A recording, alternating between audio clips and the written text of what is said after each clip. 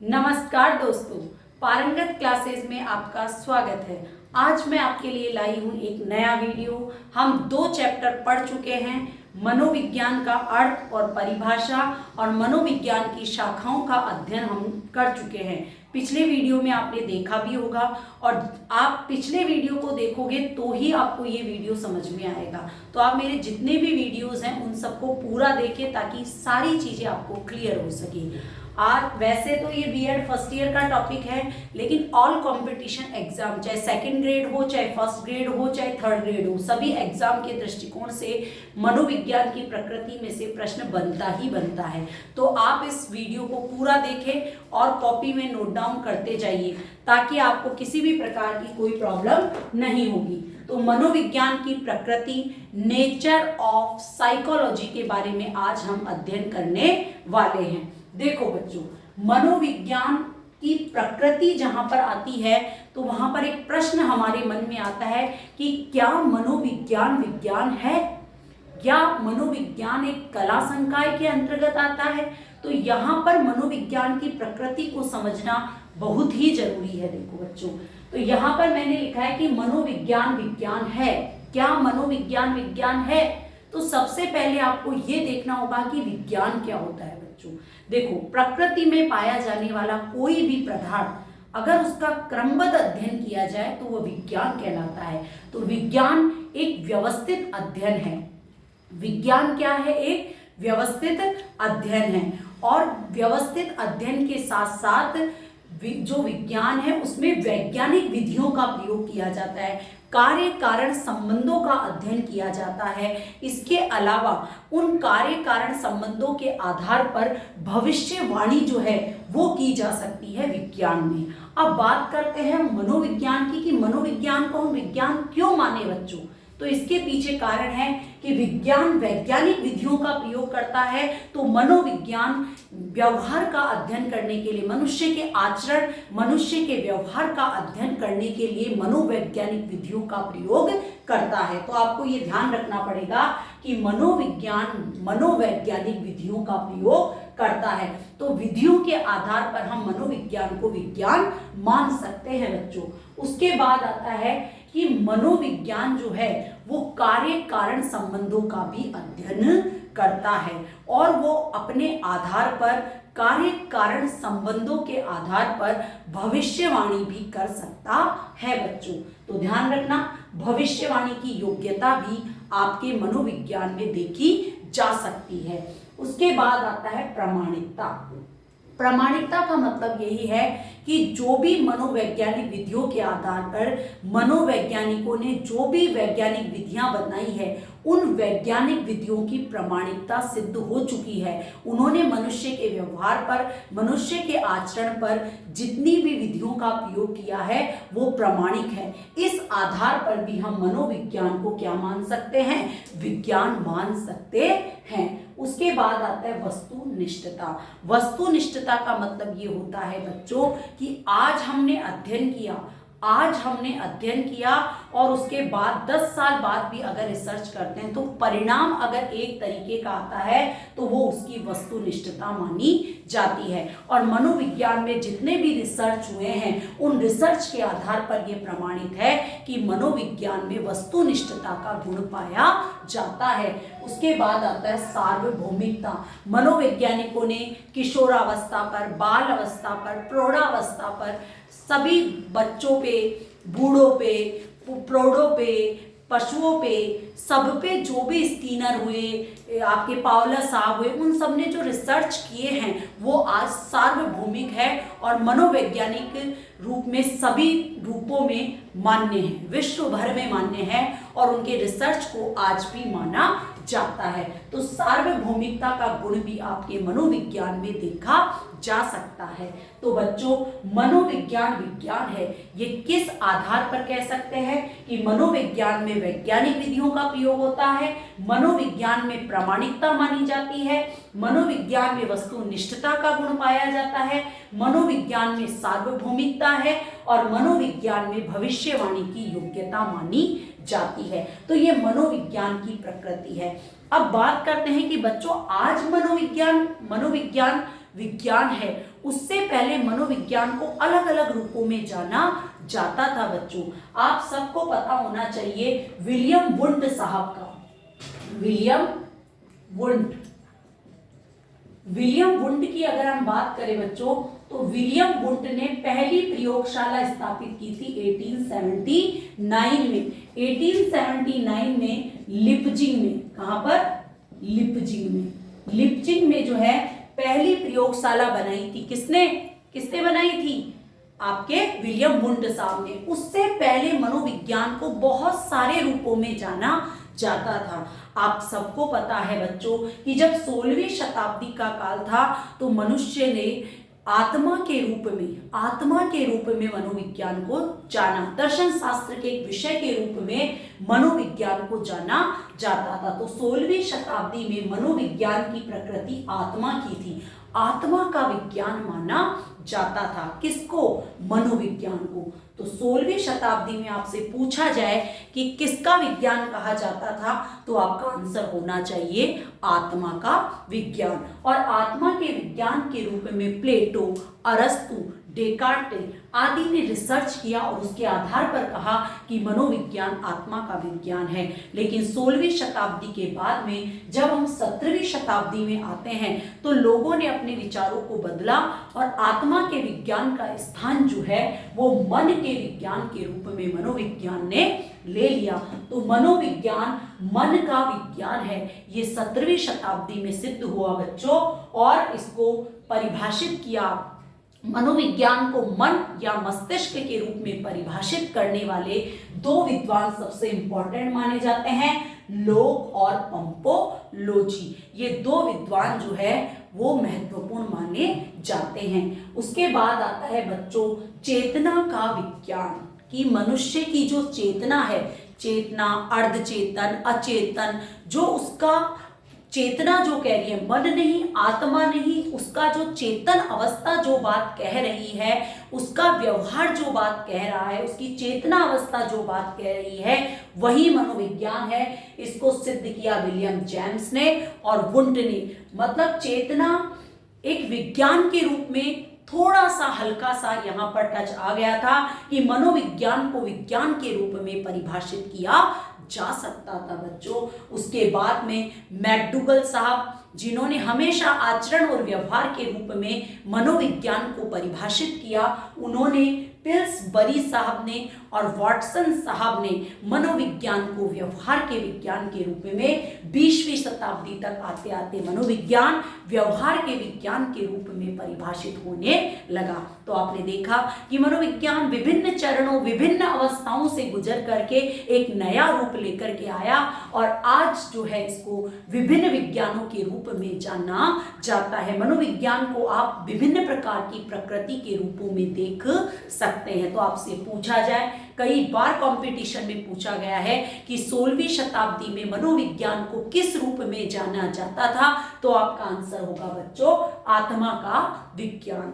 इसके बाद आता है 17वीं शताब्दी में मनोविज्ञान को किस रूप में जाना जाता है, तो आपका आंसर होगा मन या मस्तिष्क का विज्ञान। उसके बाद आता है चेतना का विज्ञान। चेतना का विज्ञान का कौन सी शताब्दी? 18वीं और 19वीं शताब्दी। उसके बाद में आपसे पूछा जाए कि व्यवहार के विज्ञान के रूप में किस शताब्दी में मनोविज्ञान को जाना गया, तो आपका आंसर होना चाहिए बच्चों 20वीं शताब्दी। 20वीं शताब्दी में इसको इस रूप में जाना गया। तो आपने देखा क्या कि मनोविज्ञान वास्तव में एक विज्ञान है, क्योंकि विज्ञान में क्रमबद्ध अध्ययन किया जाता है, कार्य कारण संबंधों का अध्ययन किया जाता है।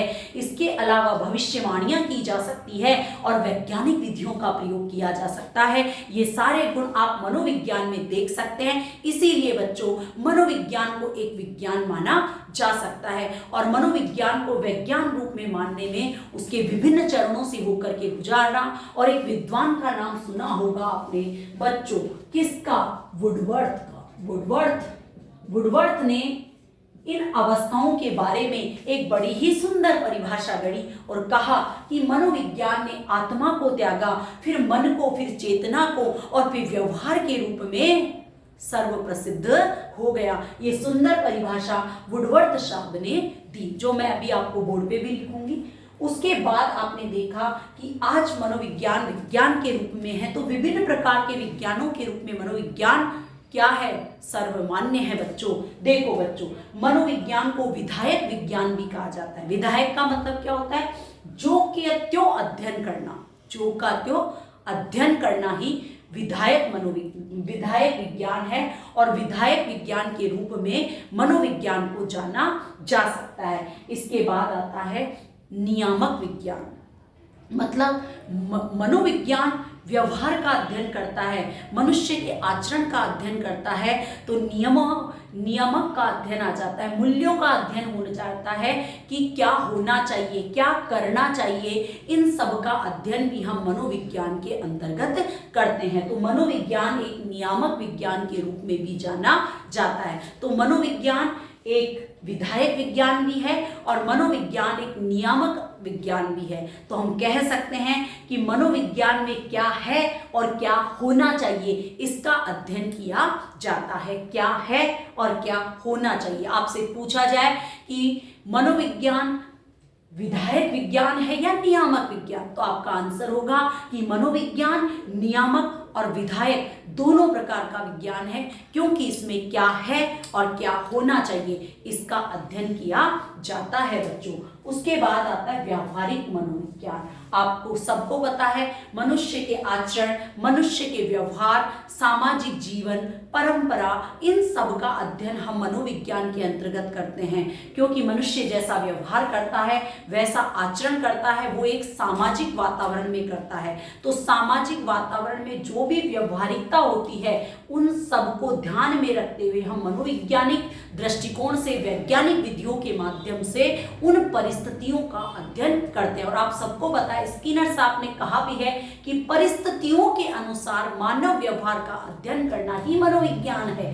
तो स्किनर साहब ने इस व्यवहारिक मनोविज्ञान के आधार पर ही बात कही है। फिर आता है जैव सामाजिक मनोविज्ञान। ये व्यावहारिक मनोविज्ञान से का ही एक विस्तार रूप है। आप सबको पता है कि मनुष्य एक सामाजिक प्राणी है। सामाजिक प्राणी होने के नाते समाज में रहते हुए बहुत सारे कार्य करता है, व्यवहार करता है, आचरण करता है, मनुष्य के साथ संबंध स्थापित करता है, अनेक प्रकार की परंपराओं को निभाता है। उन सब का अध्ययन मनोवैज्ञानिक विधियों के माध्यम से करता है। इसलिए मनोविज्ञान को जैव सामाजिक मनोविज्ञान के नाम से भी जाना जाता है। उसके बाद आता है विकासशील मनोविज्ञान। विकासशील मनोविज्ञान का अर्थ यह है कि मनुष्य, पशु, इसके अलावा आप समझ सकते हो कि मनुष्यों के ऊपर भी अध्ययन करता है, जानवरों के ऊपर भी ये अध्ययन करता है, प्रोडों के ऊपर भी अध्ययन करता है। प्रोडो तो इसका जो विस्तृत क्षेत्र है वो विकासमान है, बढ़ता जाता है, कभी भी अंत नहीं हो सकता। या मनोविज्ञान के बारे में हम ये नहीं कह सकते कि मनोविज्ञान का क्षेत्र यहाँ तक है। मनोविज्ञान का क्षेत्र विकासशील है। तो मनोविज्ञान को एक विकासशील मनोविज्ञान के नाम से भी जाना जाता है। तो आपने देखा मनोविज्ञान की प्रकृति सभी रूपों में है। वो विधायक विज्ञान भी कहलाता है, वो नियामक विज्ञान भी कहलाता है, वो व्यवहारिक मनोविज्ञान भी कहलाता है, वो जैव सामाजिक मनोविज्ञान भी कहलाता है। आपने देखा बच्चों। उसके बाद देखो ये विकासशील मनोविज्ञान के रूप में भी जाना जाता है। तो आज हमने मनोविज्ञान की प्रकृति का अध्ययन किया बच्चों। उसमें जो प्रश्न बनने वाले हैं, एक ये ध्यान रखना, कंपटीशन एग्जाम में बार बार पूछा गया है, विलियम वुंट ने पहली प्रयोगशाला कब स्थापित की। तो आपको ध्यान होना चाहिए 1879 में। और मनोविज्ञान को एक वैज्ञानिक विज्ञान के रूप में, एक विज्ञान के रूप में परिभाषित करने का भरसक प्रयास करने वाले भी विलियम वुंट साहब थे बच्चों। तो ध्यान रखना, मनोविज्ञान एक वैज्ञानिक विज्ञान है, क्योंकि ये कॉपी में आप राइट डाउन करते जाइए। जैसे जैसे मैं आपको पढ़ा रही हूँ, आपको कॉपी में इसको लिखते जाना है बच्चों।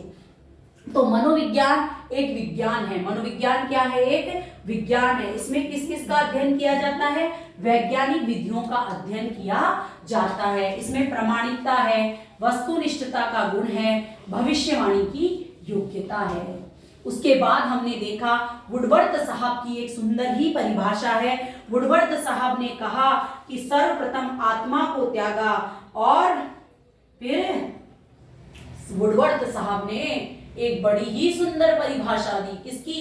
मनोविज्ञान की। ध्यान रखना है इस परिभाषा को, और कंपटीशन एग्जाम में बार बार पूछा गया है कि वुडवर्थ साहब ने मनोविज्ञान की प्रकृति को ध्यान में रखते हुए किन किन प्रकार की परिभाषाएं दी। तो सर्वप्रथम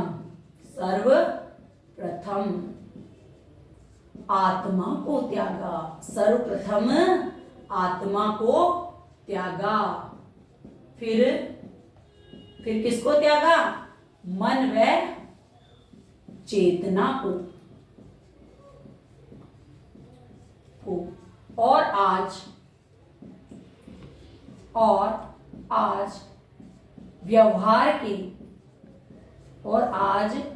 व्यवहार के विज्ञान के रूप में प्रसिद्ध हुआ। ये सुंदर परिभाषा मनोविज्ञान के प्रकृति के संबंध में किसने दी बच्चों? वुडवर्थ साहब ने दी। इस परिभाषा को आपको याद रखना है, ये इंपॉर्टेंट है कंपटीशन एग्जाम्स के दृष्टिकोण से कि सर्वप्रथम आत्मा को त्यागा, फिर मन को, फिर चेतना को, और फिर आज व्यवहार के विज्ञान के रूप में जाना जाता है। ये सुंदर परिभाषा किसने दी? वुडवर्थ साहब ने।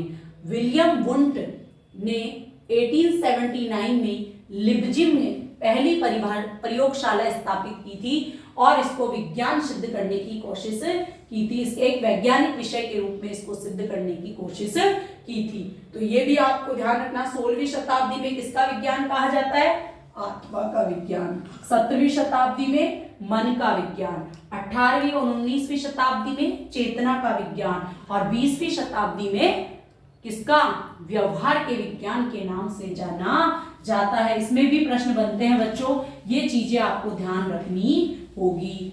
अब मैंने आपको बताया कि मनोविज्ञान की प्रकृति के आधार पर आज मनोविज्ञान विभिन्न रूपों में है। मनोविज्ञान विधायक विज्ञान भी है, मनोविज्ञान नियामक विज्ञान भी है। तो मनोविज्ञान की प्रकृति के संबंध में एक बात कही जा सकती है कि मनोविज्ञान क्या है और क्या होना चाहिए,